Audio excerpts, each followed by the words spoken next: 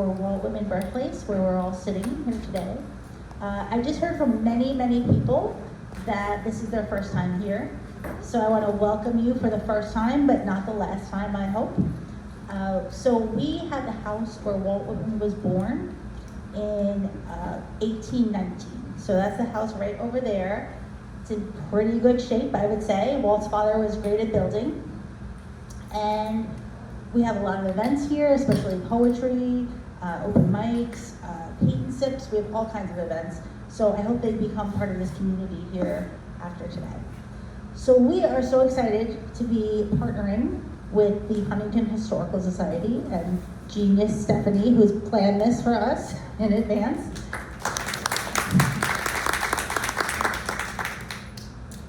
When Stephanie approached me, she was talking about unfinished revolutions, and I heard the term, and I said, whatever that is, yes, we will do that together for the 250th anniversary.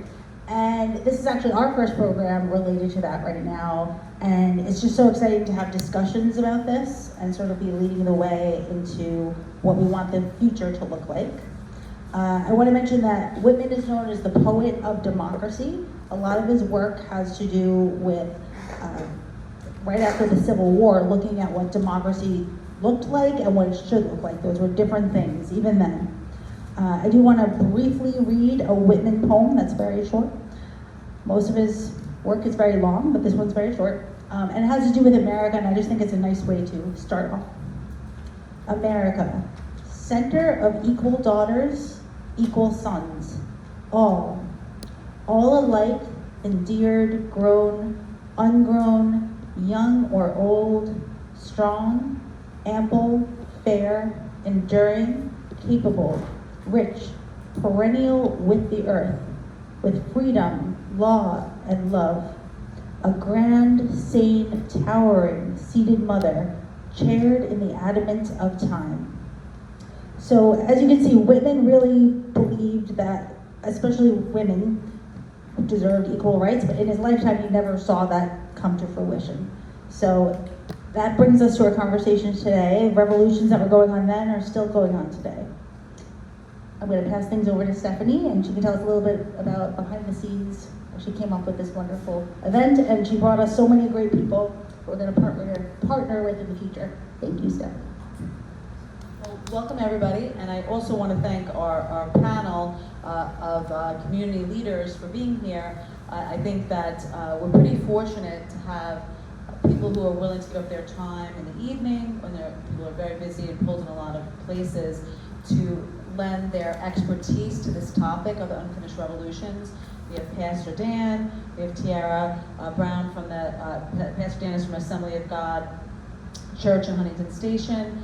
Tiara Brown is the new executive director of the Huntington African American Museum. Ruth Ann Cooley is the president of the Huntington branch NAACP. Michelle Falk works for the town of Huntington as a community advocate. Philip Griffin is also the town of Huntington, also a citizens advocate, similar topics, similar titles, I should say. Bruce Siegel he's involved with a lot of organizations, but I have him highlighted it with the Anti-Bias Task Force. And then we also have Natalie Reyes, who's a new executive director of a museum in the Viscardi Center for Disabilities, the History of Disabilities Museum, which is a new museum in Nassau County. So when I'm planning this and I'm looking at this event, and we're celebrating the 250th anniversary of the signing of the Declaration of Independence, I really was struck with this unfinished revolution as a former history teacher. I was thinking, wow, unfinished revolutions. This is one of the 5 themes that New York State put out for communities as they're trying to celebrate this 350-year semi-quincentennial. And it struck me because I feel like that we have a lot of work to do still. And as a community leader myself, and a former teacher, a parent, a citizen, the questions that really struck me were, whose freedom, whose revolution, and whose voices have been left unfinished? So when I was looking at all my friends on the panel, some I know well, and some I'm getting to know better, I thought, wow, who could speak to these topics? These people will be perfect because from all the different aspects of our community, some people have lived here for many years, some people are new into the area, but they have a point of view and they have something to say for the voices who have been left out, for the people who have not been given the rights that they needed. So that was the kind of my thought process behind this, because celebrations come in a lot of forms, and to me this celebration is something that I'm looking towards the future, where we can go, and I hope this won't be the only, this is a conversation we have. We're hoping that this might be some springboard for future discussions so that we can have some advocacy for people. I think that's really how I look at it. So I think what we know it's a small group and we look very formal here, but this is not meant, our thought process was for each community leader to tell a little bit about themselves and their organization or organizations they represent, and why they came here, or what they see as an unfinished revolution for themselves, like themselves as a community leader or personally. And then we're going to open it up. We have some questions. We'll open it up to everybody to keep it informal, and it's really to get to know each other and see where we can go.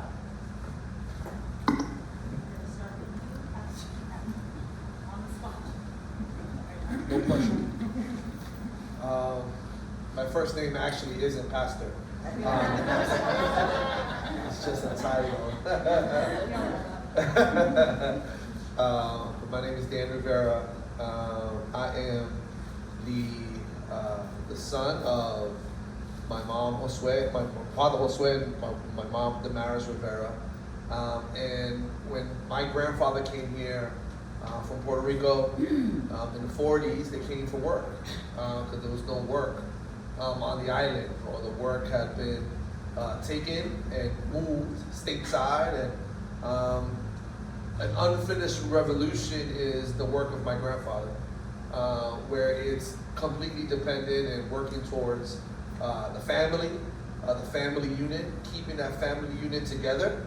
My grandfather came here for 2 years, worked, and saved up money and flew 6 kids from Puerto Rico to Brooklyn.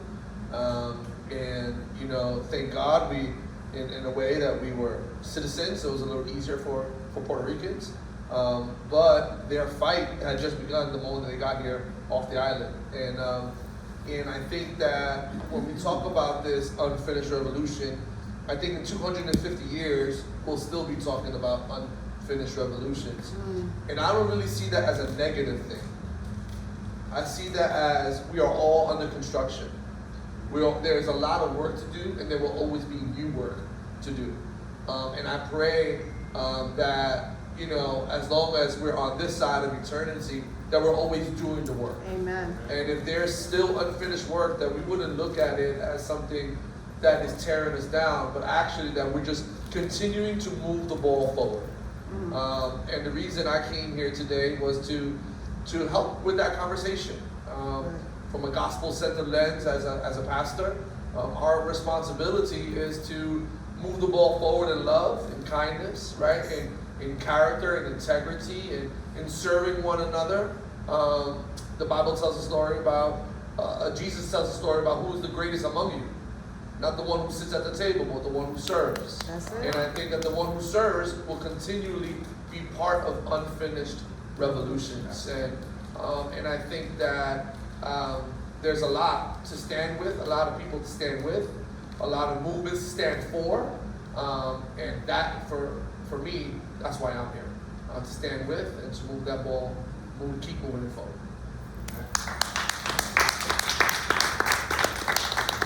Please accept this act to follow up. That's insane to start us like that. Sorry. Yeah, no, it's fine. It's funny too, because I was like, oh yeah, he's Puerto Rican, I'm Puerto Rican as well. I was like, you're going to talk about making sure we're standing up for the island and all of the gentrification that's happening and deforestation of Puerto Rico and all of these things. And I was like, facts of these things there.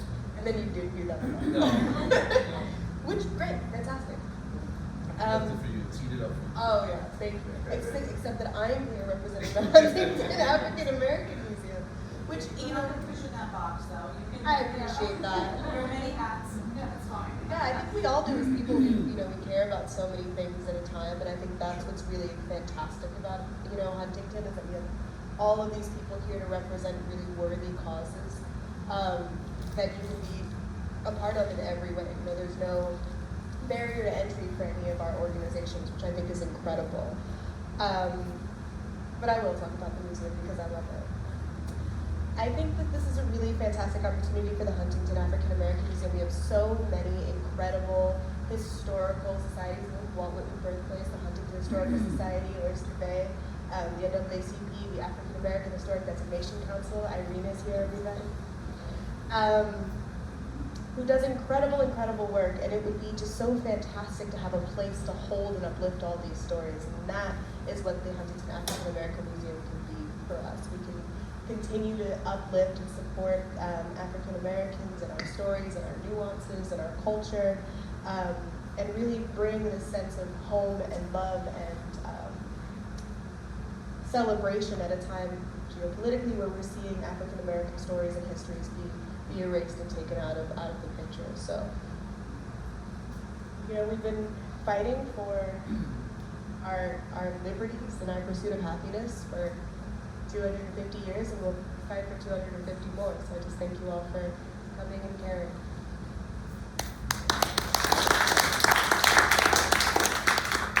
Hi, I'm Ruth Ann Cooley, and I was born and raised in Woodbury and went to the Syosset School District. But it was so important. My father was, his father was from the Shinnecock Hills, so they were Indians, and that's where he was born and raised, right on Woodbury Road. His house is still standing from when he grew up, right on Woodbury Road. Anyway, it was so important for my parents to know that, for me to know that I'm Black, to be honest with you. Because in every grade in school, I was the only Black child, and there were like one or two others behind me or one ahead of me. It was so important to my parents that I know my heritage. And so they sent me they went to church at Bethel AME Church in Huntington, across from Huntington Hospital. And that's where I was christened and raised, and I got to know other children of color. And it was so important to them that I didn't lose my quote-unquote Blackness. And I now am serving my second year in the NAACP as president, and I just want to read my words. They're my words. It's just easier for me to read them, okay, about what the branch does. We are committed to creating a society where everyone has the opportunity to thrive.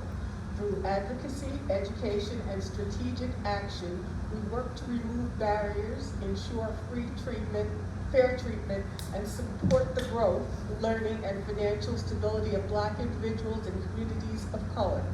Everyone, adults and children alike, is invited to take part and contribute to the positive change we're building together in our community. If anyone's interested in becoming a member, please see me after I have finished the forms.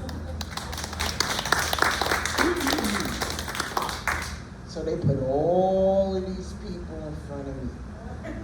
And I have to come behind them to say words.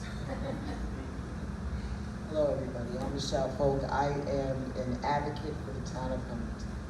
I work in the Department of Human Services. And as you know, Human Services encompasses a lot of different disparate groups, to say the least.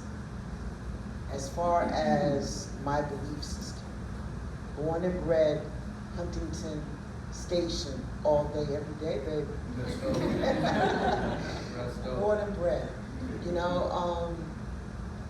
I had the best of both worlds because of the age of my parents.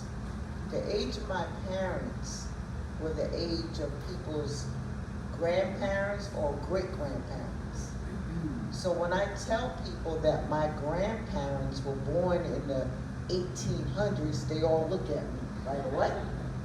So yes, my grandparents were born in the 1800s. I am a product of my father's family who was born and raised in Northport, New York. And I have been doing research on my own family, so I'm very interested in history. I have worked with Irene Moore with the AHDC since its conception. I was the ghostwriter. But here's the thing. I don't think that anybody wants a hand out. I believe wholeheartedly that everybody wants a hand up. Yeah. Point me in the direction of where I can get my help, and I will help myself. Yeah, that's good. And if I need to lean on you for a moment, allow me to lean on you. I am my brothers and sisters' keeper. And I Amen. believe in that. Yeah. So when I'm out in the community, I should be up there a little bit more than what I am. But anyway, when I was out there doing my thing, I don't see anybody for what they look like. I go by what you are. When people used to come and approach things that I would do, I was like, check your ego at the door, because that's not where it's here. We don't do that. And if you're here to wholeheartedly help the people, come on in. And then my whole thing is what can you do to advance and help people? Yeah. And I've always been a connector as far as I can remember. Always connecting one hand to the next hand, to the next hand, to the next hand, to make sure that they're not just getting a phone number, that they're actually having a hand to go to, that they can have direct contact and say, hey, that's Robert Hughes. Let me go over and introduce you to Robert Hughes. Right, Robert? So I call myself the collector of people.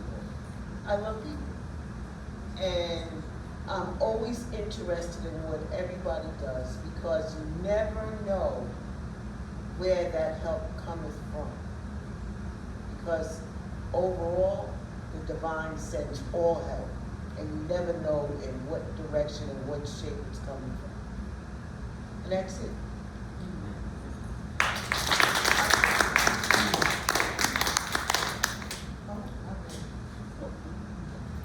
Thank you.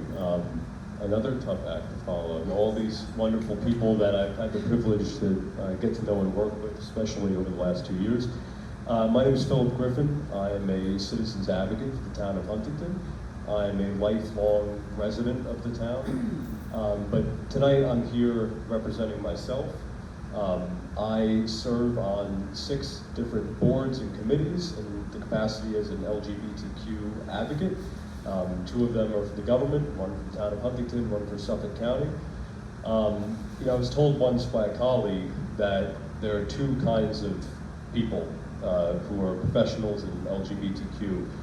There's those who make their living as a professional and happen to identify as LGBTQ, and there are those who make their profession off of being LGBTQ.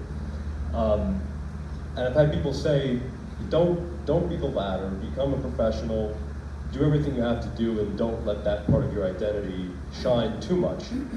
I even had a family member say, when I started working for the town, they say, don't be known as the gay guy. And in my personal experience, I've dealt with my fair share of adversity as anyone who's had a coming out experience, anyone who identifies with this community has had.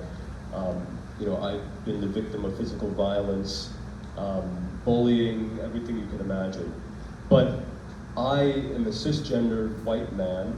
If you're not familiar with the term cisgender, it means you identify with the gender you were assigned at birth. So I was assigned male at birth, I identify as male, that makes me cisgender. Being a cis white man makes things pretty easy for me in this society, in today's world. I've been very privileged, very fortunate, the things I've been given, the experiences I've had. But there's others who are part of this community who have not had those same opportunities and have not had that same experience. So when I've thought about that, don't make that known too much, don't make that so much so prevalent in your identity. But then I see what's happening now to the LGBTQ plus community. I had friends who were transgender when I was younger who took their own lives because they didn't feel accepted. I assisted trans youth navigating housing insecurity, homelessness in Suffolk County after I worked for the Department of Social Services. My partner is trans. It's a very dangerous time we're living in for that portion of the community. And so although I feel relatively safe in my identity and my position here, I know there are others who don't. So that's why it's so important. And my mission with all of this is to spread understanding and education of what it means, because that's the best way to combat hate and ignorance is through education. All right, so thank you for the opportunity to be here.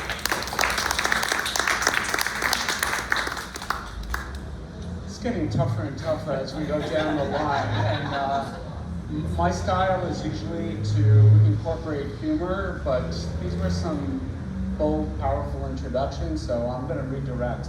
Also, I've been in 4 countries in the last 5 weeks, so I don't know where my head is, but my heart is here with all of you today. I'm picking up little pieces. I didn't prepare anything, but I love that so many people spoke about their parents, and that being the impetus for who they are and doing what they do. So my grandmother was born in Jerusalem, my grandfather in Iran, and my mother was an immigrant from Central America. Yeah. And if we think of the world today, Right. this Wow. is the conflation of a lot of different areas of turmoil, Yeah. and this is what moves me. I am an empath to my core. I have 2 beautiful daughters, and I try to lead by example to show them Good. what it means to be an ally. And you know, we have so many wonderful groups in the town of Huntington. I'm representing the Anti-Bias Task Force today, which I'm a town liaison. I'm also on the board of the African American Museum. I teach immigration classes to Central American and South American immigrants on Monday evenings, and then some other things that I'm involved with. But I always say this about being an ally. I can't walk in your shoes, but I could walk alongside you. Good. So I don't know the experience of an LGBTQ member, of an African American, but I can be a voice with you. And that is why I'm here, is to raise the voice of marginalized groups and make sure we are all united. So thank you.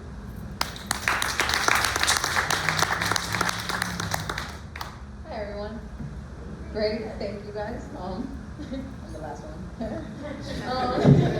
Great. And I wrote like a whole speech and everything over here, so it might be long. Only 5 minutes, if you guys can give me time. But I'm Natalie Reyes. I'm the museum director for a new museum that recently opened on February 17th. It's called the Museum of Disability History, and it's at the Viscardi Center in Albertson. So 10 minutes away from like Mineola, Glencoe, around that area. But not too far from Huntington. Just to give you a little bit of my background before we get all serious. But I am of Dominican background. I was born and raised in Queens. So I am not a Long Islander, but I'm there, we connected. But yeah, my dad and my grandparents, they came from Dominican Republic specifically. And yeah, I'm an ally since birth. Like, my mother taught me that, my father taught me that, and I am very, very fluent in Spanish. And I put that as a way in my culture to learn it, because I did not learn it, even though my father only speaks Spanish. So I'm very determined, and that's exactly why I was very determined to learn my language, my second language. But I'm here to represent the Museum of Disability and just disabled individuals in general. And that is not a very easy topic to just go into. So I do want to begin with a number. So one that is often overlooked, but deeply important. Over 70 million Americans have a disability, and that is 1 in 4. Approximately 85% of disabilities are acquired throughout our lifetime due to illness, due to accidents, or natural aging. In addition, it is the only minority group any one of us can actually become a part of. And yet, despite being such a significant portion of our population, the disability community has historically been excluded, not just physically, but socially, economically, and politically. To understand where we are, I want us to understand where we have been. So for nearly a century, this country enforced what were known as ugly laws. And these laws made it illegal for people with visible disabilities to appear in public spaces. Imagine that. Somebody excluding you because of how you look. But even in the face of exclusion, there has always been resistance and progress. In 1817, and this is why I'm bringing it back, because it's not easy. But in 1817, the American School for the Deaf opened in Connecticut, marking a groundbreaking step towards education access. In the 1930s, disabled activists in New York formed the League of the Physically Handicapped, protesting employment discrimination during the Great Depression. In the 1970s, the Willowbrook scandal exposed horrific conditions in institutions, forcing the nation to confront how it treated people with disabilities. And in 1999, the Supreme Court's Olmstead versus LC decision affirmed that people with disabilities have the right to live in their communities, not just in institutions. So we also saw transformative legislations. And this starts with the Smith-Vest Act of 1920 that established federal vocational rehabilitation centers for individuals with physical disabilities. Then there was the Rehabilitation Act of 1973, in which Section 504 prohibited disability discrimination in programs receiving federal funding.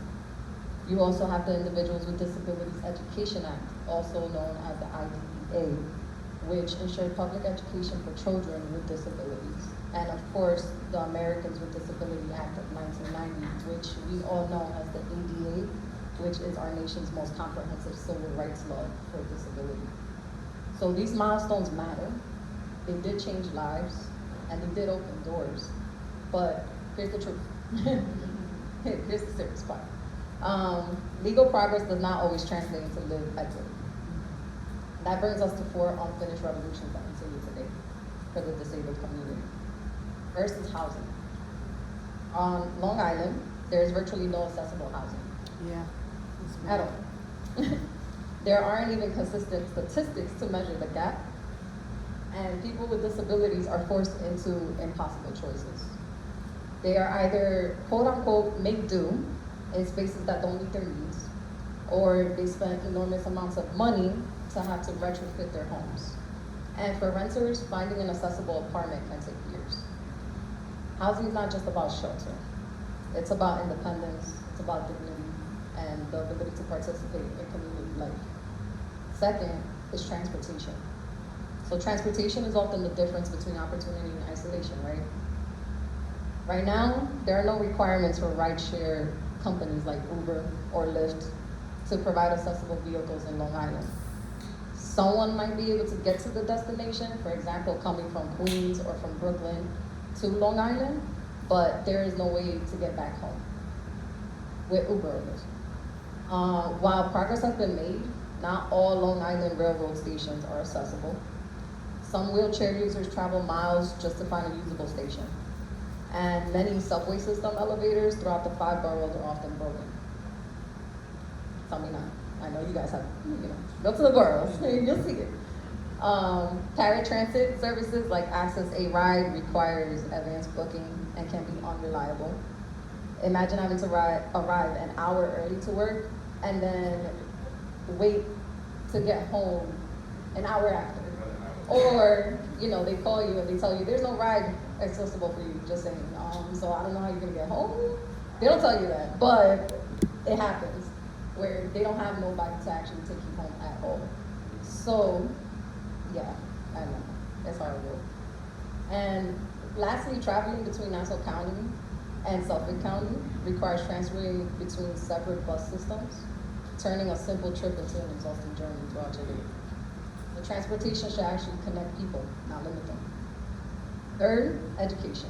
And this one actually gets personal for me because I do have 2 daughters and one of them is autistic. So, we have made strides in K-12 education, but higher education opportunities are still limited, especially inclusive programs for students with intellectual and developmental disabilities. But the challenges go deeper. Many students with disabilities leave high school without clear pathways into college or career training. And transition planning is often inconsistent, leaving families to navigate complex systems on their own. For those who do pursue higher education, barriers remain. Campuses may lack accessible housing or fully inclusive classrooms. Support services can be limited or difficult to actually access. Faculty and staff are not always trained in inclusive practices, and financial aid structures don't always account for the additional support that students may actually need. So for students with intellectual and developmental disabilities in particular, inclusive college programs are still far too few.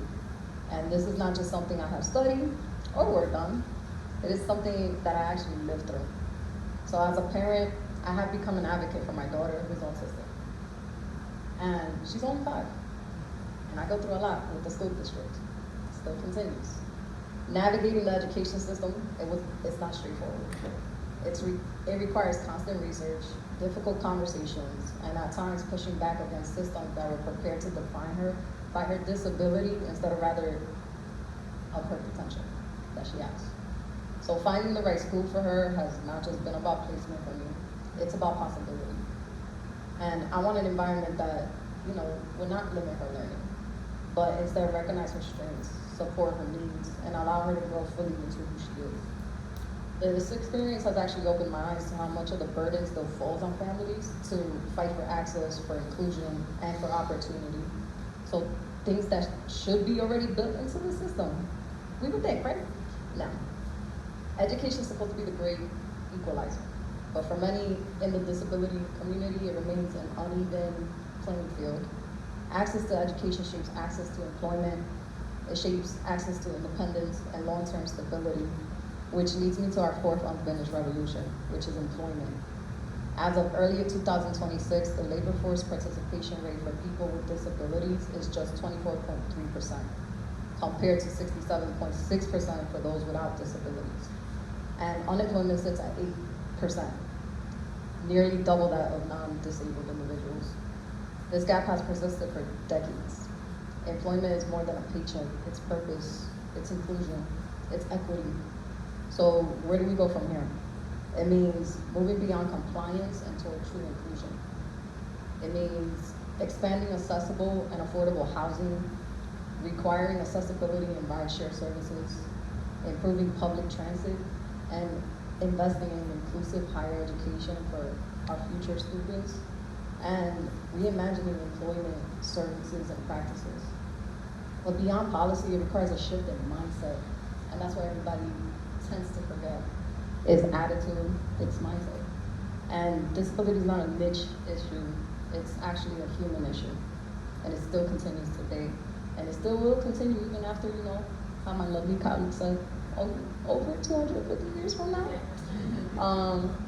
Yes, I was listening, I'm at the end of the table. And until every person, regardless of ability, can move freely, live independently, learn fully, and work equitably, our work's not done here. It's definitely not done. So that's a little personal story about me, but yeah, I'm here. If you guys, have any questions, and we can start the questions and answers. And I know I got so serious, but. Who was your center named after? So, the Viscardi Center was named after Dr. Henry Viscardi Jr. It was actually developed by a company called Abilities Inc. in West Hempstead and moved to Albertson around 1953 to 1954. He was a great big advocate for disability rights all throughout the 60s, all throughout the 70s, 80s, early 90s, until his death in 2004. He was born with no legs from knee down, but he did not, and also showed many communities that his disability does not limit him to what he can possibly do, especially the changes that he made just by speaking. And that's what we're doing today, as the continue to do through all the many organizations that we continue to have and keep moving. So yeah.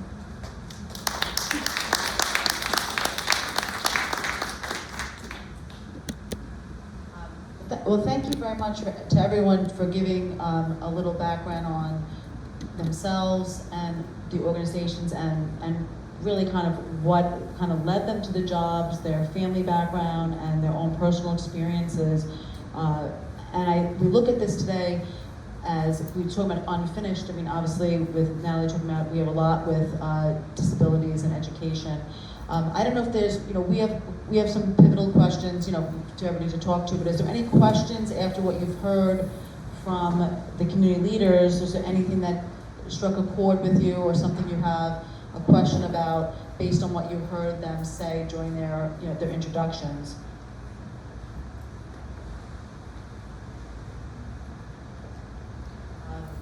Okay, so when we're in the spirit of celebrating the 250 and unfinished revolutions, one of the questions is about legacy.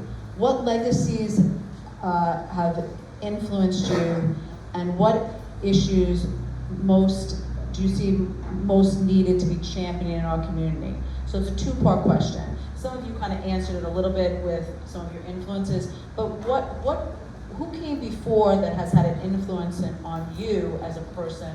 Could be a historical person, could be a historical event, could be from Huntington or a broader umbrella, but a person or event that had some influence on you as a person. And then, so we'll start with that first part. If anybody has on the panel wants to answer that question. I appreciate you. I became a curator first and foremost because as a child, going through museums, I didn't see black and brown stories. I didn't see black and brown spaces. And I decided then, very young, admittedly, that I would become a person who told those stories, who told the diasporic stories, who told the Puerto Rican stories, who told the black stories, right? So I could really present my family, the people who had similar backgrounds to me, in a way that was as nuanced and layered as we saw for our Eurocentric counterparts. And then through art, Fred Wilson, through artists like Titus Picard as well, through scholars like Bridget Cooks, who did a fantastic book called Exhibiting Blackness. I really kind of shaped this idea that we could be better. And then that kind of shaped the way that I went through my career as a curator, and then seeing all the work that's been done here in Huntington with the African American Historic Designation Council and the NAACP and with the Historic Society, it is this incredible opportunity the museum is to create a space that is better. And that, I think, is incredibly inspiring in this town. I'm very new to the area, but the work that has already been done here is such an incredible springboard for creating spaces where everyone feels celebrated and welcomed. So I would say that was probably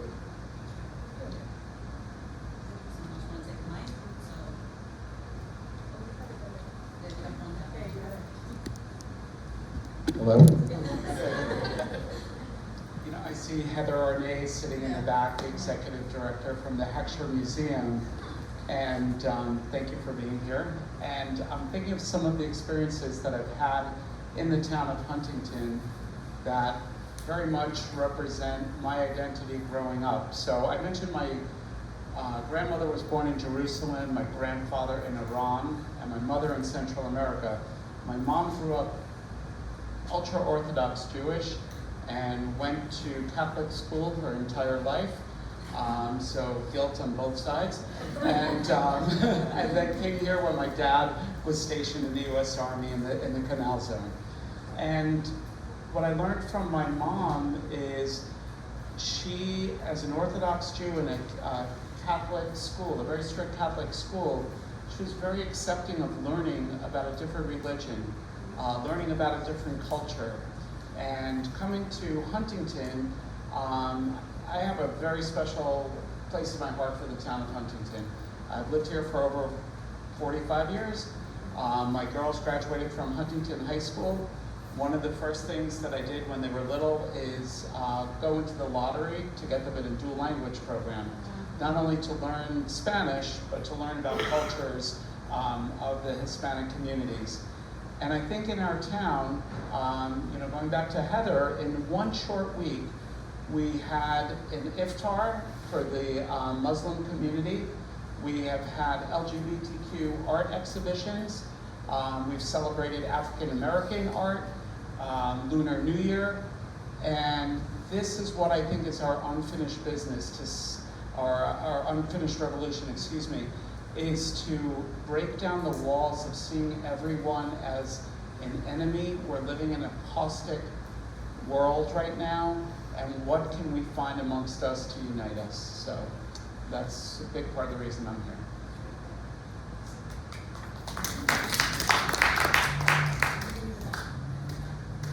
Hello?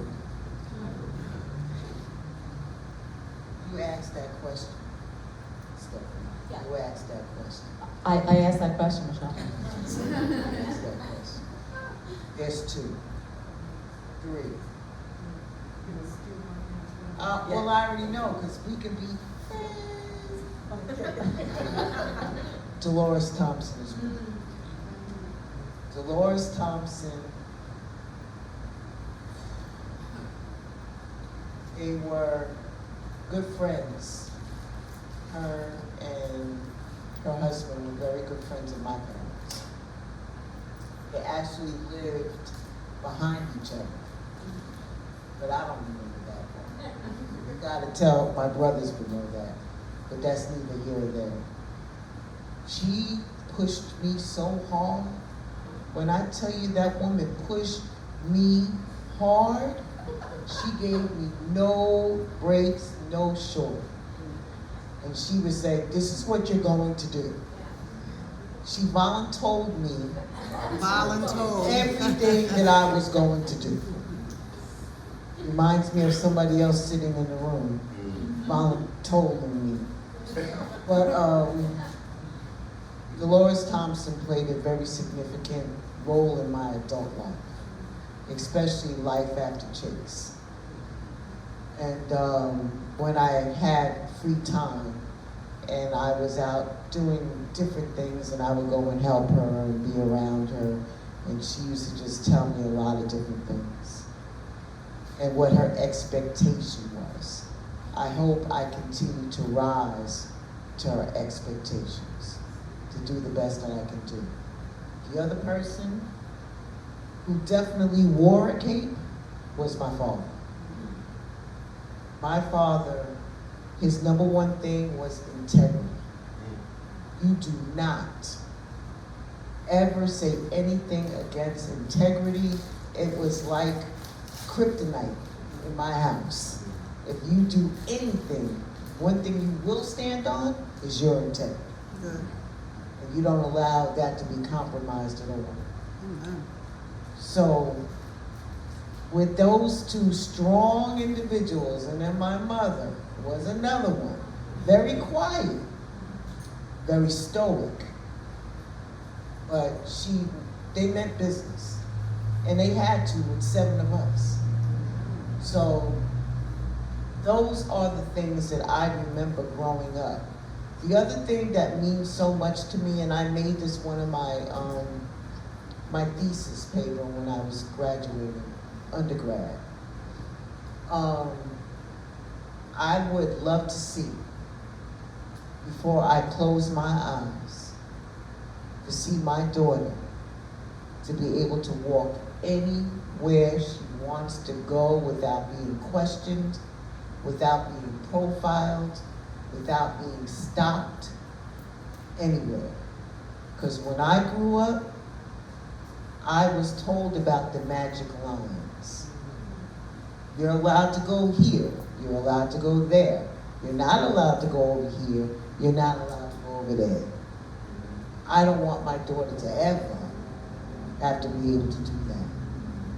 And to question anything about what she's doing, where she's going, or anything like that, because she is a fantastic child.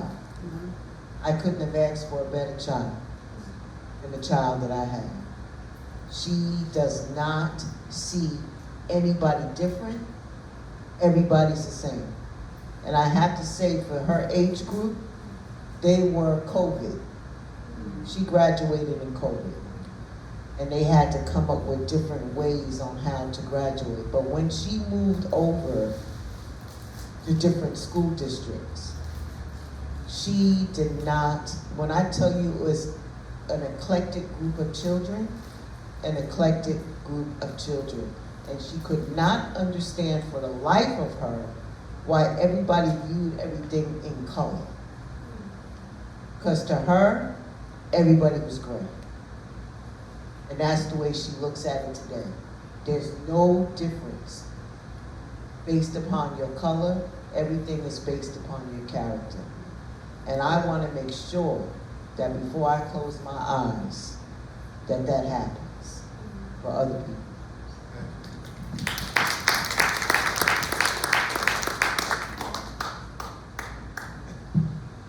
It's a question everybody wants to answer it, that's fine. If not, who.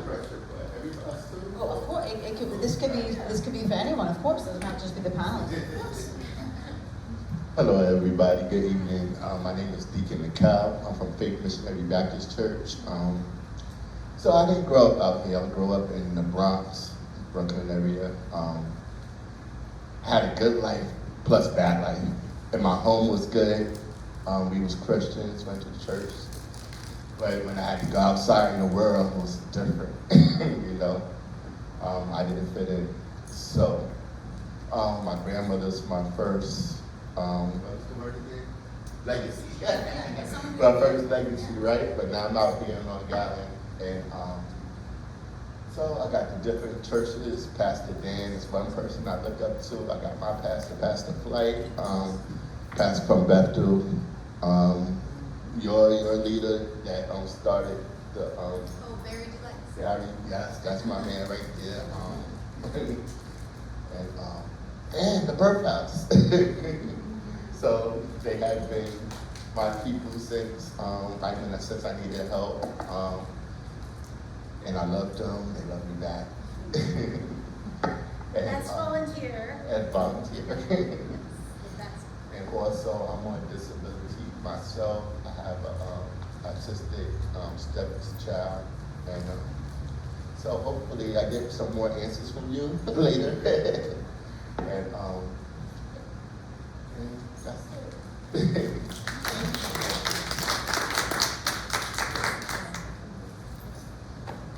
In terms of legacy, our church is celebrating 100 years this year in Huntington Station. And the way I talk about Huntington Station, I put the word beautiful in front of it because it gets a bad rap from people who don't live there.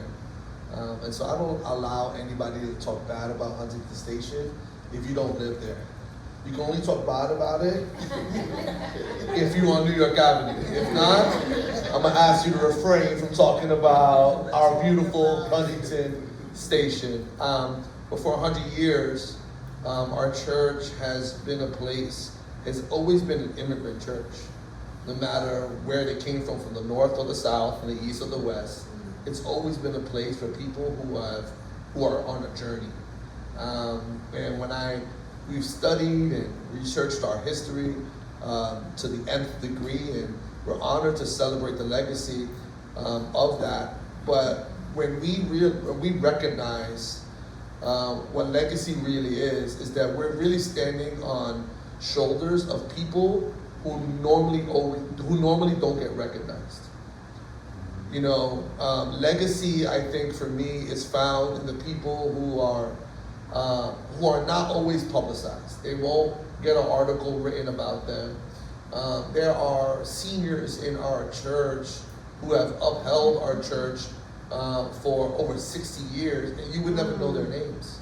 But their legacy of kindness, of work in the community, that is the stuff that brings about the change. And that's the stuff that finishes revolutions. Those are the people that undergird, really, what a real revolution is to be. And it's found in the quiet places. It's found not in the awards or the pats on the back, but in the people who are faithfully consistent. And and the reason I'm bringing it up, because we're studying our history, and there's just people's names. I have no clue who they are. I never met them. I don't know their children, and I don't know their children's children. But yet, we're standing on their shoulders. No one knew them, but they started revolutions. They continue to do the work that they were called to do. And today we're standing here because of them. So for me, it's obviously we can point to many people that probably we would all know. But for me, my greatest influences, or my greatest people who speak to my life, are the people that we would consider unseen. And those unseen people sometimes, most of the time, do the greatest work in our communities. Yeah.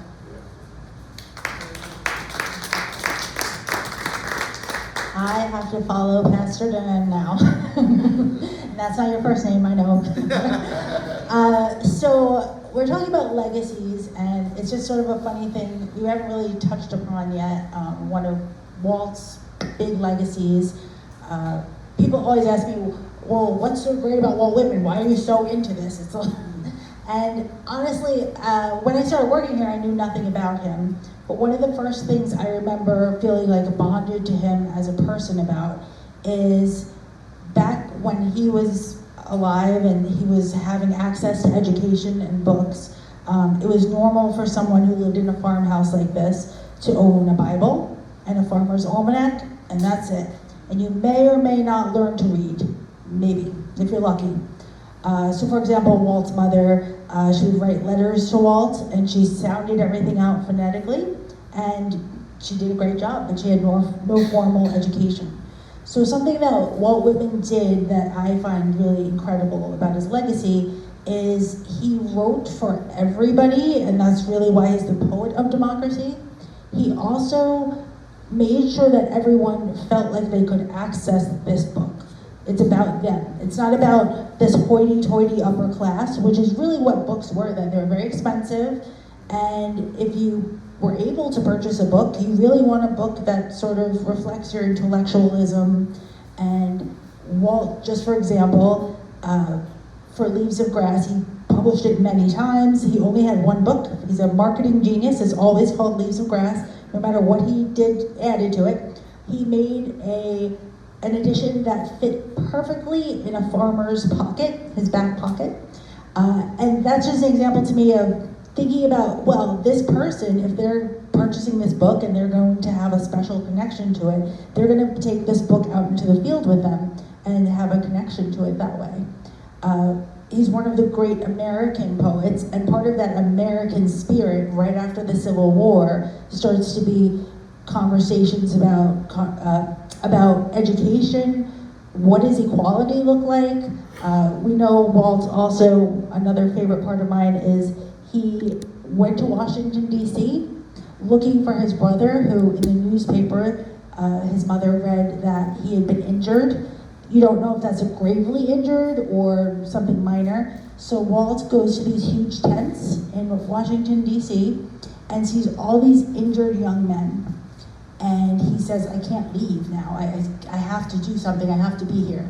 So he sits with them and writes letters home to their families. A lot of times the last letters that these families will receive from their sons or their husbands. And that outreach, that like I'm giving myself, I'm not just, giving you donation and I'm walking away, and he gave himself. And I just think that's such a beautiful part of his legacy. Really seeing people as people and jumping in. I mean, a lot of people were reading about it. Did they go to Washington, D.C.? No. So he would bring little bits of candy and tobacco with him. That was a treat for these soldiers. And he also recorded what this looked like. So what is the Civil War? What is it to experience that? I mean, I think right now in our lifetimes, we look to people to record what history looks like, which is a very interesting thing. It depends on who you talk to, right? What does today look like? Well, if we were equal, it would be everybody had the same answer. We're nowhere close to that. So everyone has a very different answer of what that looks like. So that's a big part of what Walt means to me. And what kind of actions can we take? And I think that's something Stephanie and I are kind of rolling into the next question a little bit. Yeah, I don't know if there was, I don't know if there's something you wanted to talk about legacy or we can. Yes, we have any other, Natalie, okay. I can't see all the way there. I know. But since a lot of us are, mentioning parents and whatnot, I had to represent my mother, who looks exactly like me. She looks like my sister. But growing up in Queens, like, my first legacy was my mom. She still is. Very strong-minded, very on the nail of, how the family should actually walk on this world. And growing up in Queens, I didn't grow up in a good area. I didn't grow up in the greatest area. Struggles was real. It was a tough life. And having her as my legacy, she showed me how to face those struggles, how to express your voice, and not belittle yourself to what you think is going to, basically the community belittles you as. And I feel like, sort of, it was like the universe was telling me I gotta work for this museum because I make it into an open space. And that's what matters. People want to be heard, they want to be, they want to actually have somebody that's going to listen to their stories. And you never know if you'll end up being one of those legacies for them. And that's what many of our organizations do, especially museums, especially nonprofit organizations. We open those doors for people to have that, have those ears, have that shoulder to lean on. And, we never know. We actually become those advocates. Like Dr. Henry started Jr., he didn't know he was going to become an advocate. There's even advocates in this museum that started at 10 years old. And they started a whole advocacy group. And that documentary, like The Capitol Crawl, is what led to the American Disabilities Act by a 10-year-old with cerebral palsy. And yeah, that huge thing, you never know what you may do for people or who may walk through your doors that may actually change something within your community or even within the United States that has to be changed. And yeah, my mom is the one that started my legacy of how to voice my opinions and how to be a strong voice for not only myself, but for other communities as well. But then I started learning later on as I started going through my bachelor's and being the first person in my family to become someone that has a master's. That actually led to me being a strong voice for the disabled community. And then now I have a daughter that basically I'm a voice for her every day, literally every day. And that's a strong thing to do. Just have that shoulder to lean on and be that open space for people. Welcome them even though you don't know their stories or they may look different than you. Because you never know, there may be something big in this world eventually. But yeah, legacies, grassroots communities like the Black Panthers and the Young Lords, they expressed their voices. They started programs that the federal government hides till today. They were the ones who started things. Yeah. And to be honest, if it wasn't for them, those programs wouldn't be existing right now.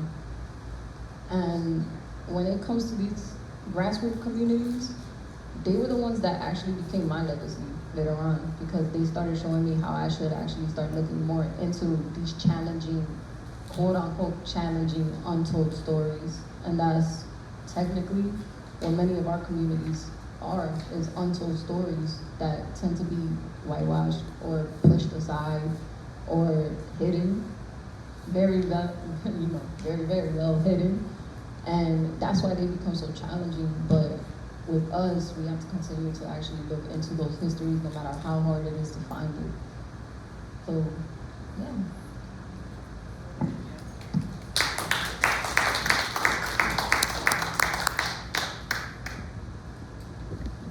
Did anybody else also, I know pretty much everyone in the panel have talked about, what has more, what legacies, Philip, I don't want to put you on the spot, or anyone, we moved on the question too.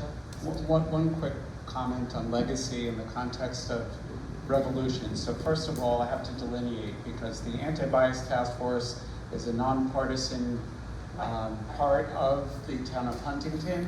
I'm speaking as Bruce Siegel, an individual watching this world. I teach citizenship classes on Monday evenings, as I mentioned, for an immigration center. And part of that, I'm also on the board, it's called Kadesen.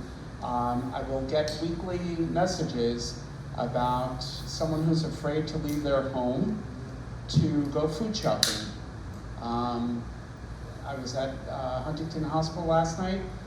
Families are afraid to send their children for medical care. And I know Pastor Dan, this touches home for you and it touches home for all of us. They're heartbreaking stories. And it's, in a way, for me, very ironic as I'm teaching the civics portion. In some ways, I feel we have taken tremendous steps backwards. Yeah. So, our legacy, which I would love to put a punctuation point on, is what is your legacy going to be during this time? Are we going to sit by the side, or are we going to rise up together for the acts of injustice that we see?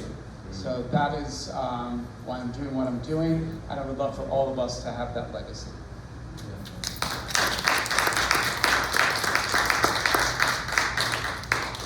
I'll just touch upon that briefly to the same thing that Bruce said. My parents influenced me beyond words. They instilled in me this sense of responsibility to do unto others as you would have done unto yourself, the golden rule, and it's guided me through my entire life. But they also told me how to be an upstander instead of a bystander, standing up for those who might not have the will or the ability to do so for themselves.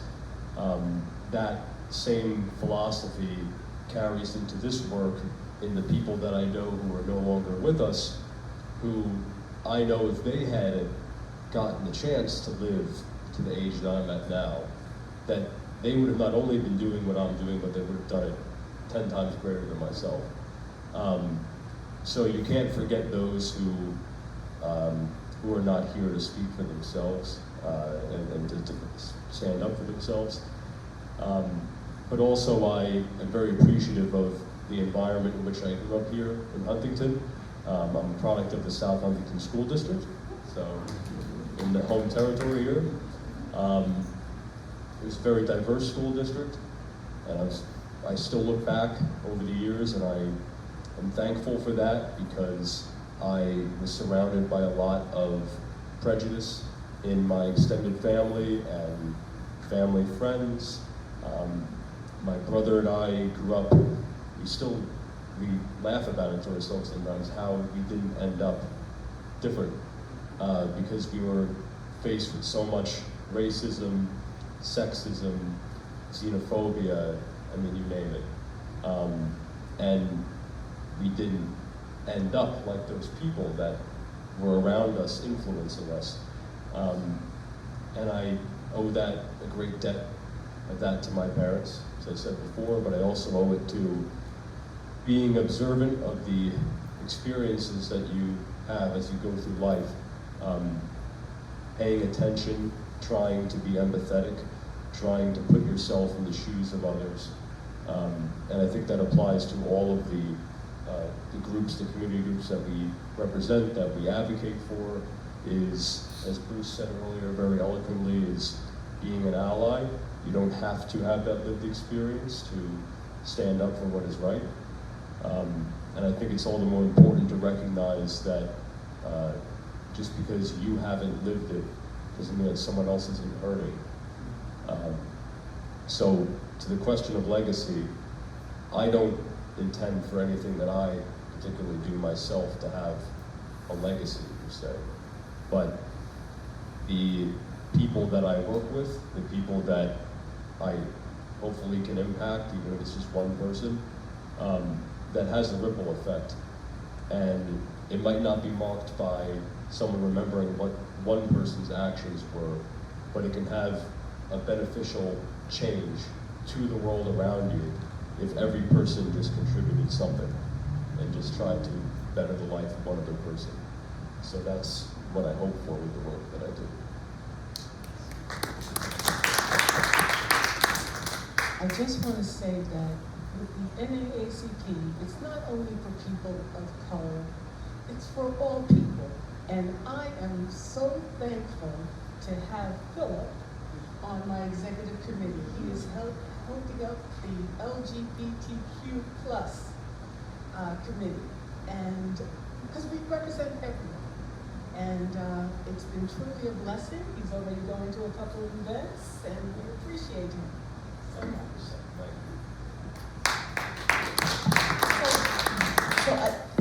What? Well, I can talk, but I don't like microphones. Can I talk? I can talk loud. So the person who's had a big influence on me in Huntington is a little old Irish lady who worked for Housing Help. And I was volunteering there. She was working at Housing Help. And she used to talk, and she used to tell me all the stories. And she grew up in up on Harbor Heights, up by Unitarian, up there. She lived up there. She lived in the city. She just was really so interesting, and I was kind of nervous about going places. And she would always say, "Oh, Cheryl, don't worry about it." I mean, everything was, "Oh, don't worry about it. They don't care. Who cares?" She was just delightful. And I think over the past, that was like in the 80s and 90s. The past like 20 years, I've gotten really into the history of Huntington, and I try to like pull things together. Like they were talking about doing development for the horse farm, and I found a quote from Whitman about the flowers up on the hill. You know, because that's what I think about. I don't think about him being a kid here. I think about him climbing up James Hill. That's what that's how I connect it all. So I also do that with Beth Page, because I grew up with Beth Page, and I know all about Beth Page and East Meadow. So I do Huntington, East Meadow, Beth Page, and Levittown. But that's what I try to do. I try to bring the history in together, and that's why I like the museums and so on, that we have all those together. But I have a question about Walt Whitman. I wouldn't find him very friendly or accessible, or he just seems like the way he spoke. Did he really speak like that? I will scatter myself among men and women as I go. I mean, who talks like that? A poet. But he also, Cheryl, he came up with a different way of writing that's very American. Yeah. Verse.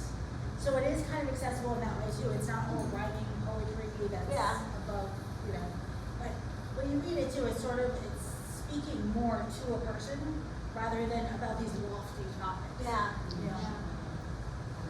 Heather has a comment or a question? Oh, I was just gonna join the Walt Whitman conversation. So I was going to suggest that you either read Crossing the Brooklyn Ferry, or a few days ago, Ed Norton, the actor, performed a significant section of it on the Stephen Colbert Late Show with Stephen Colbert, and you can find that on YouTube. And it's an extraordinary performance. And what I would say, and it really struck me because Ed Norton, before he performed it, said, he was talking with Stephen Colbert, and he was talking about how in these moments right now, in these days, he keeps reflecting on this poem by Walt Whitman, and how Whitman in the poem is speaking to the reader, and to the reader hundreds of years forward. And I had not read the poem in decades, and hadn't thought about it in a long time, and I will just admit that I wasn't like a big Walt Whitman, like I was like totally gender biased as a college student. Like if you were a woman writer, I read you. If you were a white male writer, And so Walt Whitman was not my thing. And so I hear Ed Norton, he's sitting there, he's talking about this poem, and then he stands up and he performs it. And it is so striking, this poem, that now like I'm going down the Alice in Wonderland hole of Walt Whitman. And it made me so proud to be able to come here tonight. Like I knew, oh my gosh, in a few days I'm gonna get to visit Walt Whitman's birth home. Who had been here before, but it was gonna feel so much more special. So I'm just gonna suggest, go on YouTube and Google, or Google Ed Norton Walt Whitman. Because I know what you mean. His language can seem highfalutin, and he's like this old white guy with a big long beard. But this poem's so striking because what's striking about it is he's talking to you. He literally says you, reading this hundreds of years from now, and he's talking about feeling the same anxieties and concerns and darkness. And that's what I found so haunting. Was here's Walt Whitman, and he's crossing the Brooklyn Bridge from Brooklyn to Manhattan hundreds of years ago, and he's feeling these same things that we are feeling. And at the museum we look at art from these moments too, and I think there's this combination of and poetry's art, but there's somehow, I don't know if it's misery loves company, but there's something sort of comforting when you can visit art, poetry or painting or what have you from another time when it was really difficult and people were really struggling. And remember, we're not the first, obviously we're not the first ones, but it's also remembering they got through that horrible moment. Maybe we'll also get through this horrible moment. And art can, I think, give us that hope. So, anyway, that's the poem I recommend. Oh, hello.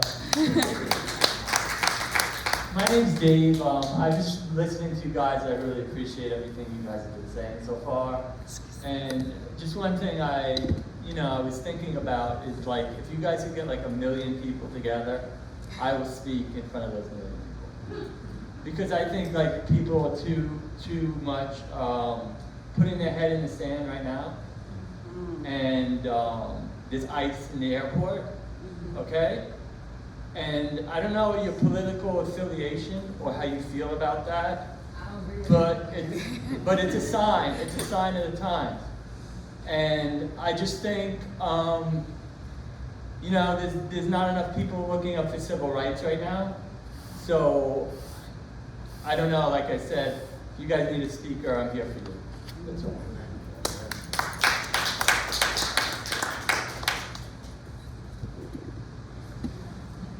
I just want to say, Heather, that was very well said.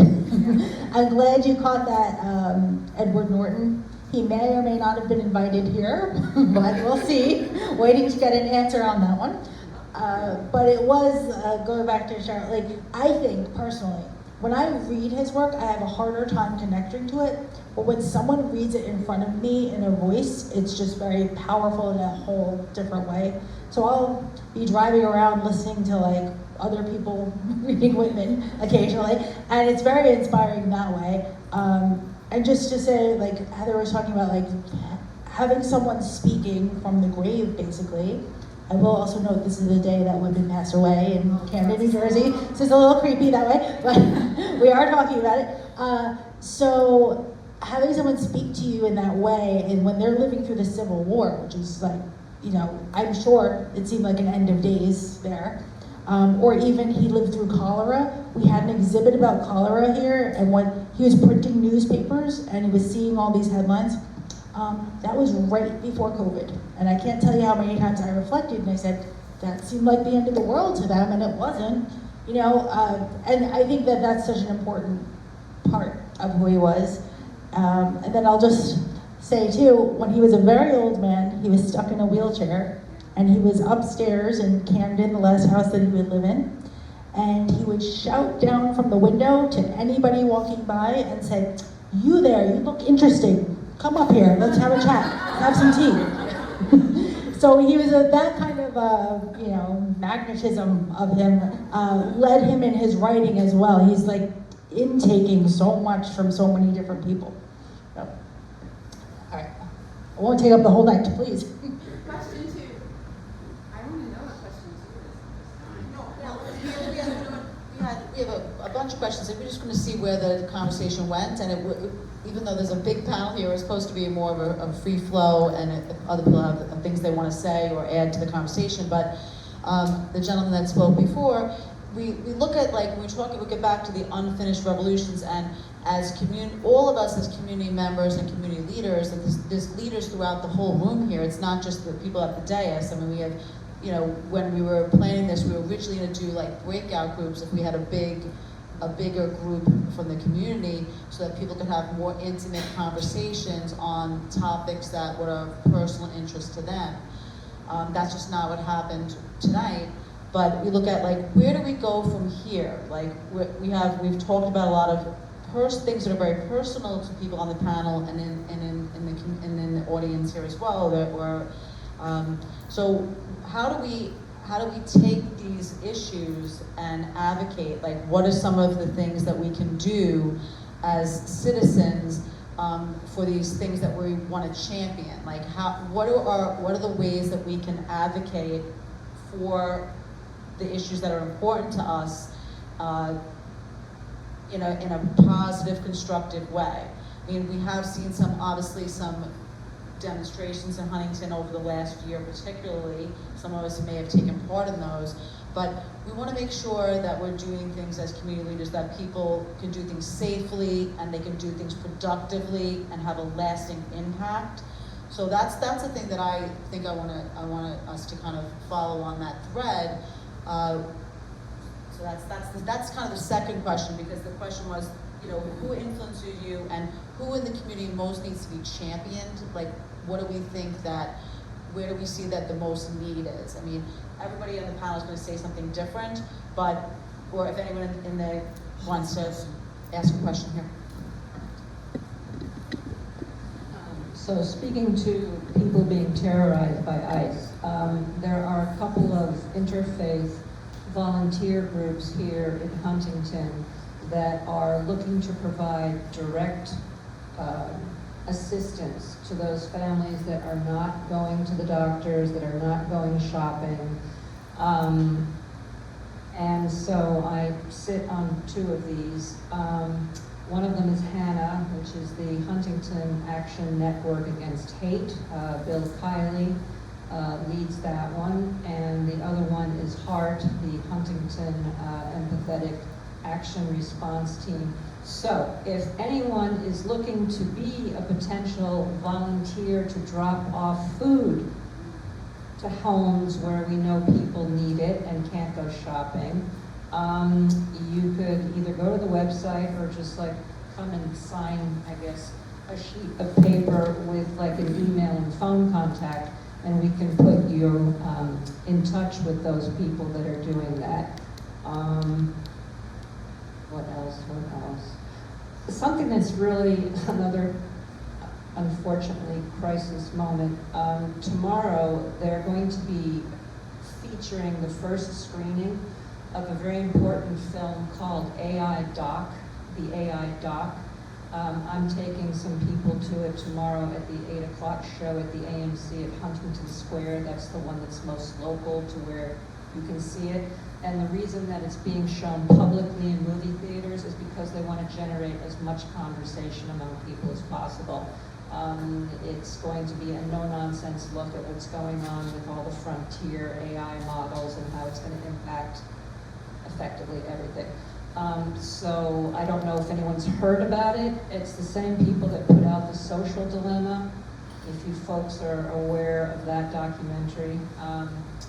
And that's what I'm mostly interested in. And then there's groups that do a lot of political stuff. We'll sit and talk with our elected officials about, legislation that we want to have passed to assist people that are stricken in the communities by these policies of this current administration.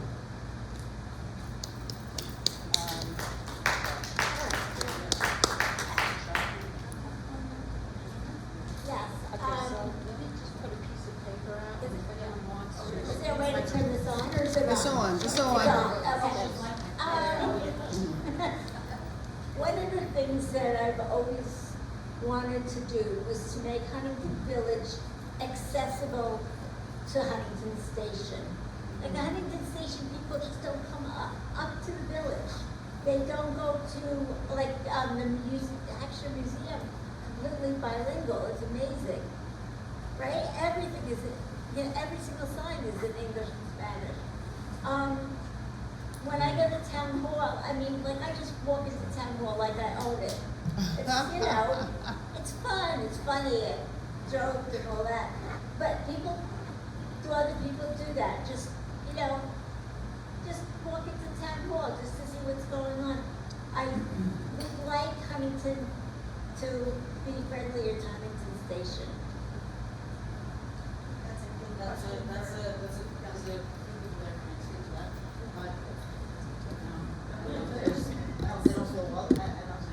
Sure. So, in Huntington Station proper, not Huntington as a whole, Latinos are the majority. Whether recorded or unrecorded, I'm here to tell you that they're the majority. In my church, we are not a Spanish church actually. We have 27 different countries. We speak 5 different languages. You have people who come in with a suit and tie on a Sunday, and also with sandals to church on a Sunday. Everybody can walk in. That's what it is, come as you are. Yeah, that's right. But I mentioned this because in 2020, what we had when everything was going on in 2020, the best solution to what was happening in our community were conversations. And a lot of people come to me and they say, well, what can I do for the immigrants? What can I do for these sets of people? And my number one suggestion is befriend them. Because legislation takes forever. Movements take forever. But friendships are immediate. Yeah. And I think that if we become less about the end goal, about, well, this, and I'm all for it. If that's your platform and you can make those things happen, I can. But what I can do is I can love the person next to me.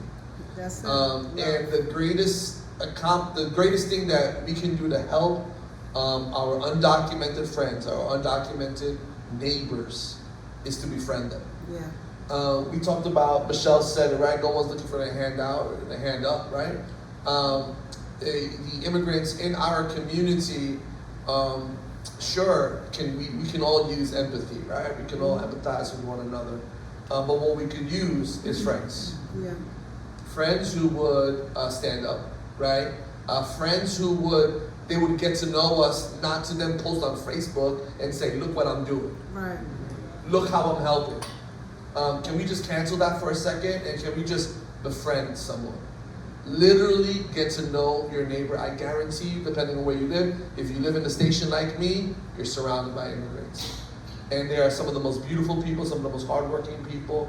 And we need to love them well. And I think that the action steps usually are wanted to be public, but the greater action is in the unseen. I hate to repeat what I said before, but it's really in the unseen. It's letting that neighbor who walks out, who's nervous to walk out, that when they look at you, they can lock eyes with you and say, that's my friend. Mm-hmm. And that's the greatest thing that you can do, right? When we look at, some of the other things we do, I think we need about 100,000 more Bruces in the world. I'm being serious. Bruce knows this privately about him. I've said privately about him, but he came at the end of his retirement. I met him like a year ago or so, and he said, hey man, I'm here to work. And then all of a sudden, I saw the man on 10 different boards. Like, we need more Bruces, right? We need, sincerely. We need more Amarus who would stand up for injustices inside of our community, right? Who are always public facing, but doing the work where no one is watching. And I think that we don't need to rally big groups. We need to love individuals. And when we find individuals who are in this place, the best thing we can do for them is look them in the eye, tell them that they're loved, tell them that they're valued. One of the things that we do as a church, we work with a homeless program inside of our community. And the greatest thing that I can do for them is to let them know that they are not what the community says they are. And when you see grown men who have immigrated here, working here, they're homeless for a myriad of reasons. Homelessness is a whole other discussion. Right. But to look a man in the eye and to tell them that you are loved, you are not second class, you have value and you have purpose, that helps somebody wake up the next morning. And I think that as we examine our current culture, is everything needs to be viral, everything needs to be exposed, everything, and I guess there's good in that, please hear my heart here, right? But what I want to emphasize is what you do in private when no one's watching speaks more volumes than what you would do in public when everybody's watching. Amen. And that is really what changes lives. Yeah. And I tell you that from example. My grandfather, second grade education, grew up born and raised in Puerto Rico. My ancestry in Puerto Rico goes back to the Civil War. That's where it stops. We don't have no more documentation after that. But my grandfather, second grade education, homeless, alcoholic man in his 20s, kind of par for the course, right? This is not a sob story. It was kind of just how it was. There wasn't a lot of work, wasn't what it was. Well, one man decided to fly from New Jersey to Puerto Rico, and this man happened to be a pastor, and he would, on his way to go to the church to minister, he would just walk to individuals. Well, one day he walks to this man, his name is Luis, and he talks to this man, and he engages with this man and changes this man's life. And that man is my grandfather. And in a moment, things change. Why? Not because there was this outcry, rallying cry. It's because someone saw a person and saw a person in need and stopped what they were doing and met that person where they were.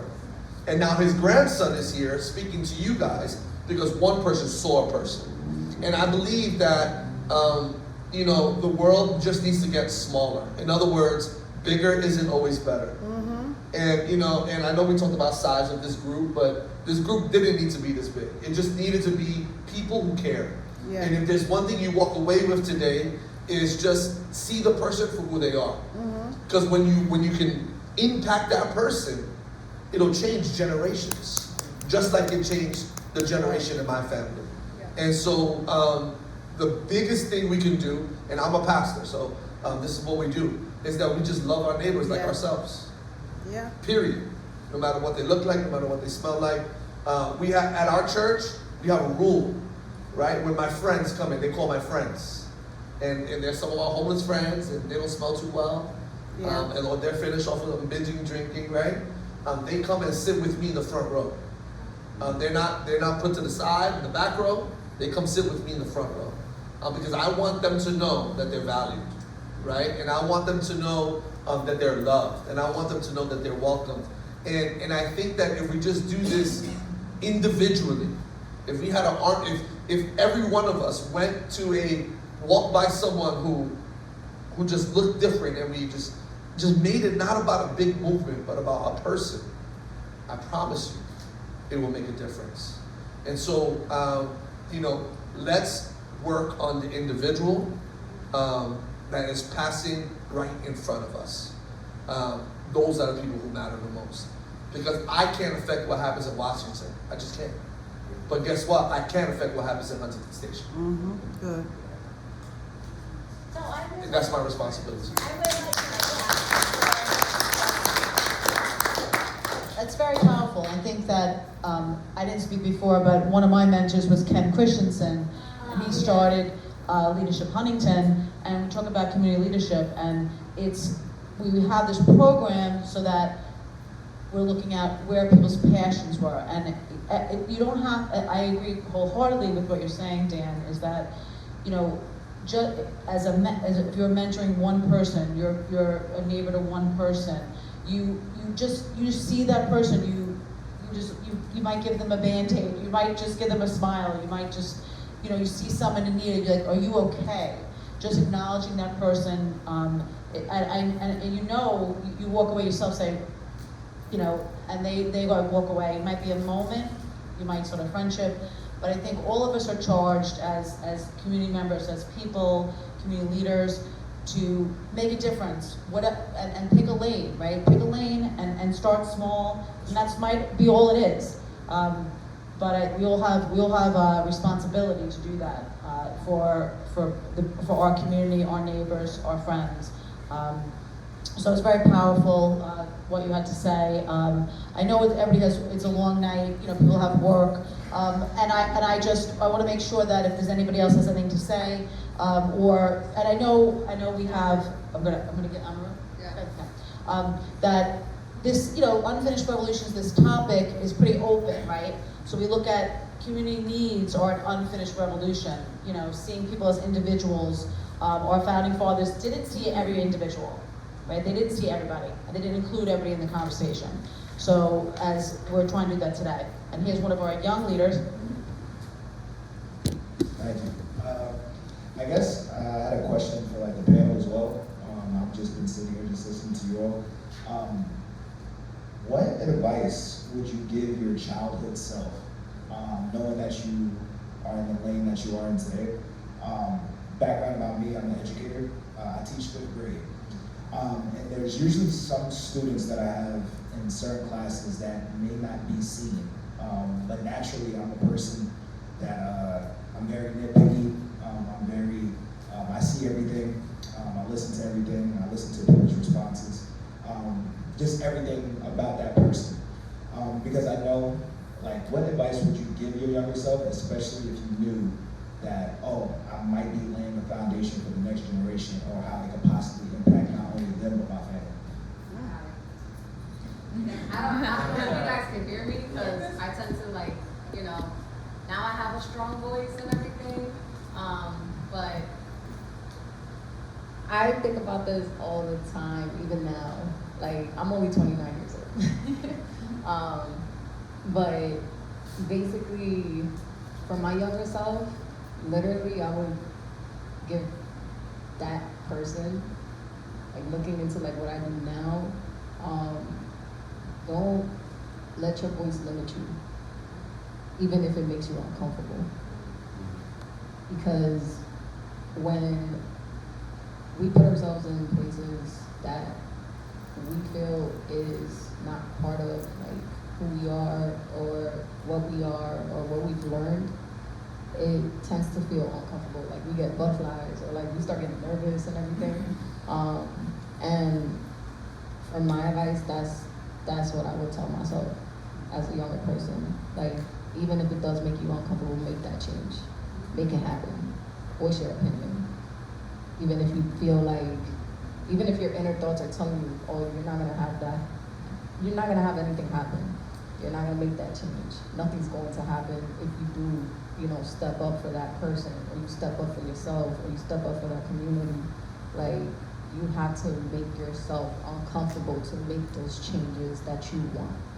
And that's the advice that I would have given myself later on, because you guys see me, I'm over here all giggly and everything, I talk and everything, I'm loud. But I wasn't that when I was younger. Like, I did get bullied. I did go through sexual assault. I did experience a lot of things that could have kept my voice, you know, hidden. And I actually faced those things alone. Like, my parents were tough, they were strict and everything, but I didn't have that home where I can openly be my emotional self. Because I was always looked at as I was always having to be strong and having to move on and having to move forward and think about the future. And from myself, I look at my daughters and I'm like, this is what I need to teach you guys early on. Like, the world's not gonna be, it's not gonna be friendly to you guys. It's not going to be open arms. It's the people that you surround yourself with and the way that you know, present yourself, that energy that you put into rooms and that confidence that you bring into the room is what's going to open those doors for your future. And being in those uncomfortable spaces, even if you're nervous, that's gonna make change. You don't know what that change is gonna be at that very moment because, you know, we're not future tellers, we're not gonna know what our future is gonna look like, but make those changes even if you're nervous at the time, and then just, you know, speak your voice, you know, voice your opinion. And you never know what your opinion is gonna really, like, you know, change for somebody else that's in the room for you. So yeah, that's my advice to myself. And to, you know, younger generations that's gonna make a future as well. Especially as an educator in my past, before I became a director, I see kids come to the museum and I'm like, this is the change that happened to develop this, but there still needs to be change, which you guys can actually make it possible. So yeah.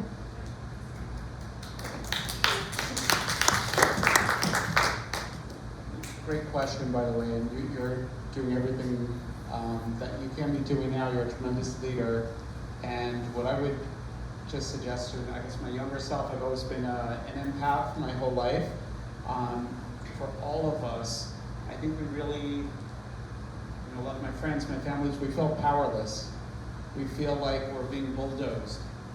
So my advice to a younger generation or my younger self is opening your eyes and seeking opportunities where you could regain a little bit of control and a little bit of, you know, to your question, David? You know, you want to speak in front of 1 million people and I'll come listen to you. But before you do that, there are opportunities to volunteer. The immigration center that I'm working with, I'm teaching civics classes. I've never been a teacher in my life. I spent 25 years at Pfizer in population health management. I've never been in a classroom. It's virtual, sadly, because the Hispanic community is afraid to come out to a class.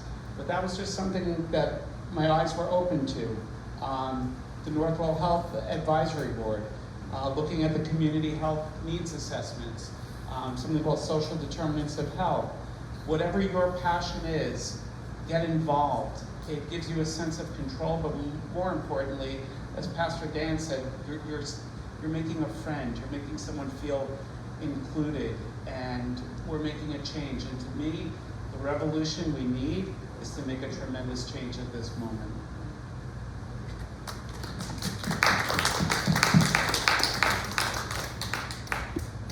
So I'm going to piggyback a little bit off of what Natalie said, because I'm 30 years old myself.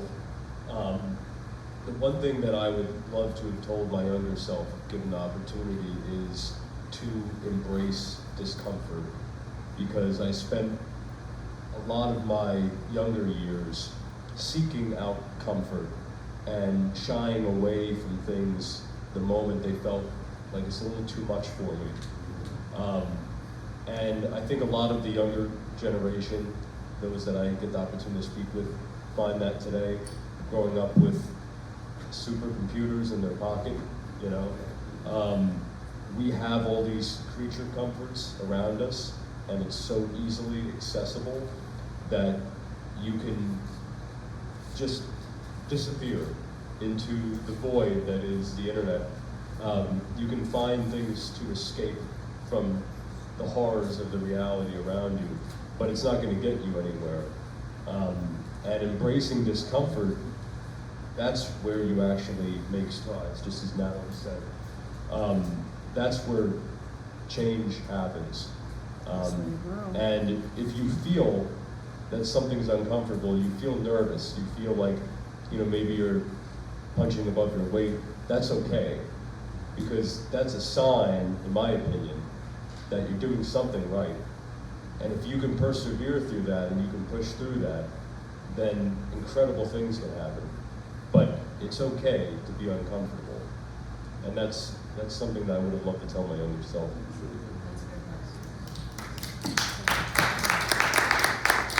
Well, I'm going back to my legacy that I never said. My cousin Dolores Thompson. She was something else. A lot of people probably don't know this, but she also is in the Suffolk County Hall of Fame for her community activism. She was a spitfire, and although I'm not the same personality, she has always taught me to not be afraid to go ahead and speak what's on in my heart and fight for what I think is right. And that's what I continue to do.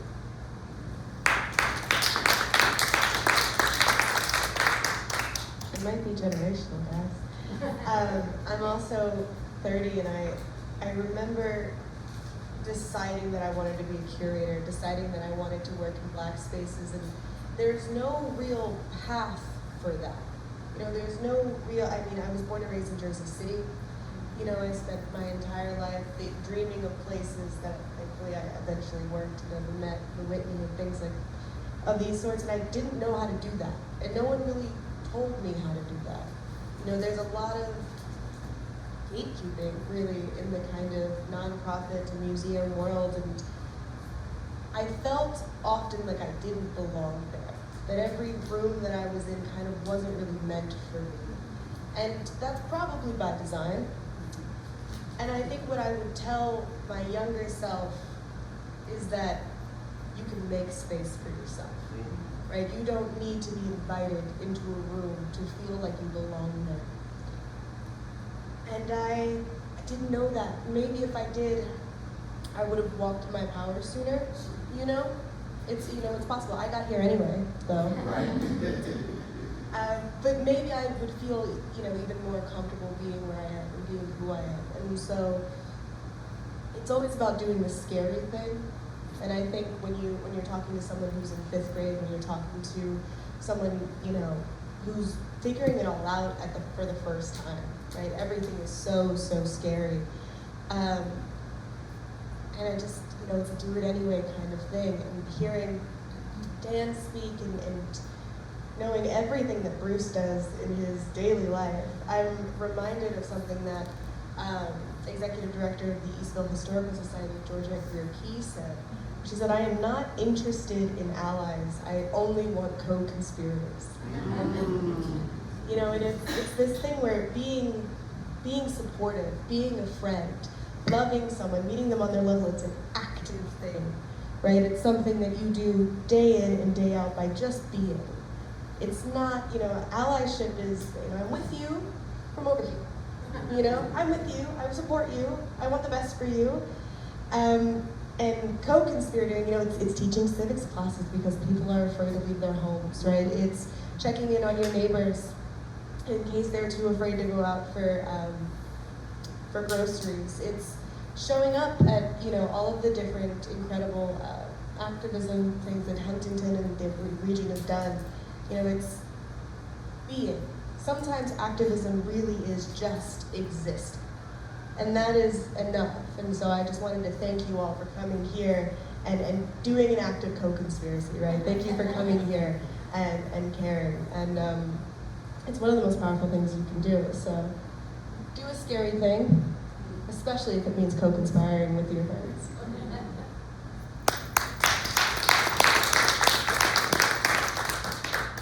All right, I'm going to be very quick. I just want to add a Whitman quote that I think is perfectly on target with what our discussion is. The quote is, "Be curious, not judgmental." And it sounds so simple, but I think of it all the time when someone tells me what they think life is like for someone that's completely different than them.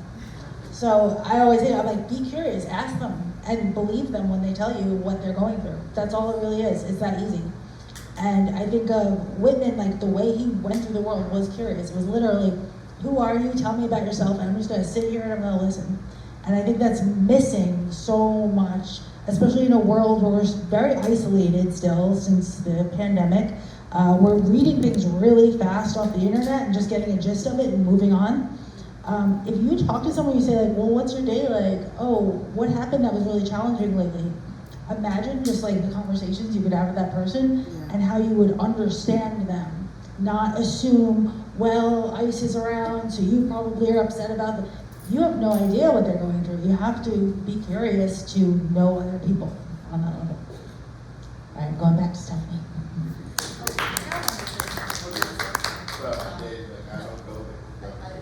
Great question, and I think that, I look at this event tonight, this community conversation, I'm proud of everyone who showed up, who was part of this event, who took the time to get to know people and be here, and I hope this is something that, I knew Dolores Thompson too, and she was a force to be reckoned with, and I look at all of the people who influenced, who came before all of us, and the people we were fortunate enough to know and be inspired by, and I look at where we can go from here, small and mighty, and hopefully we can continue the conversation and have other events where we get together. We don't have to all sit in a panel, we can sit in a circle next time. Because no one's above anyone else. I mean, everyone here is a community leader because you're here. Everyone here cares about their neighbors. Everyone cares about moving the needle in some capacity for our community.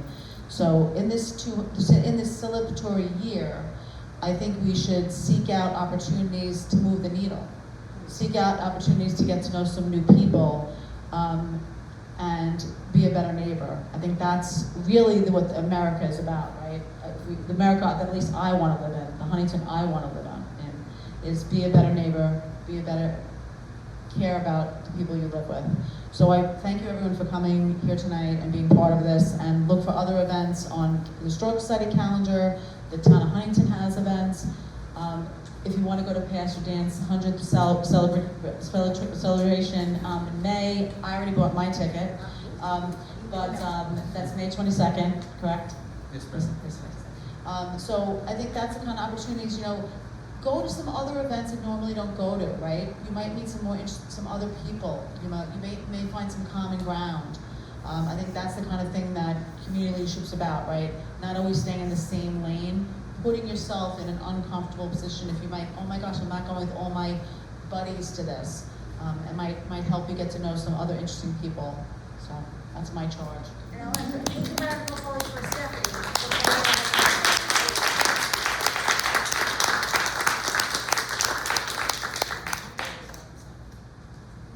We're still through this